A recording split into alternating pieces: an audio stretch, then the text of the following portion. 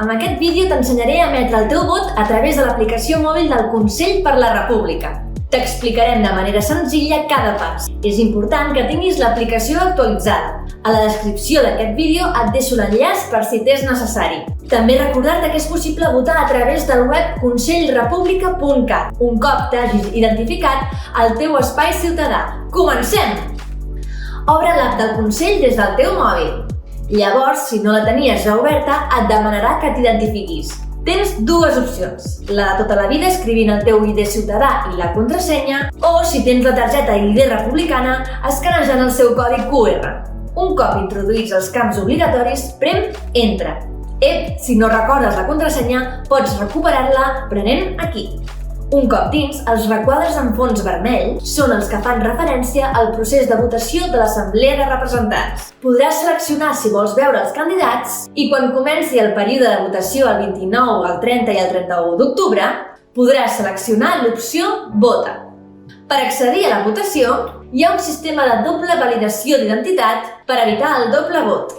Hauràs d'introduir el document d'identitat amb el que et vas registrar al Consell per primera vegada. Un cop dins, podràs escollir quin vot vols emetre primer, si el de la urna ciutadana o el de la urna de càrrecs electes. Per defecte, l'aplicació ja sap quina és la teva adreça i t'apareixeran només els candidats corresponents a l'urna ciutadana de la teva circumscripció. En aquest exemple veiem la circumscripció de la Catalunya Central. T'indica quina és la xifra màxima de candidats que pots escollir de la llista. Un cop els tinguis seleccionats, prem Votar i després confirma el teu vot quan t'aparegui aquesta pantalla. Tornaràs a la pantalla anterior i t'apareixerà que ja has votat a la primera urna. Ara pots seleccionar la següent, en aquest cas, l'urna de càrrecs electes. Recorda que a l'urna de càrrecs electes hi ha una circumscripció única i de tots els presentats en podràs escollir 30 com a màxim. Un cop seleccionats, confirmaràs un altre cop el teu vot.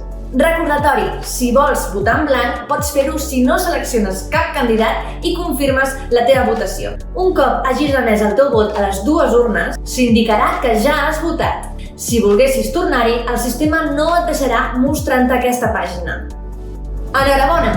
Ja has votat a les eleccions de l'Assemblea de Representants.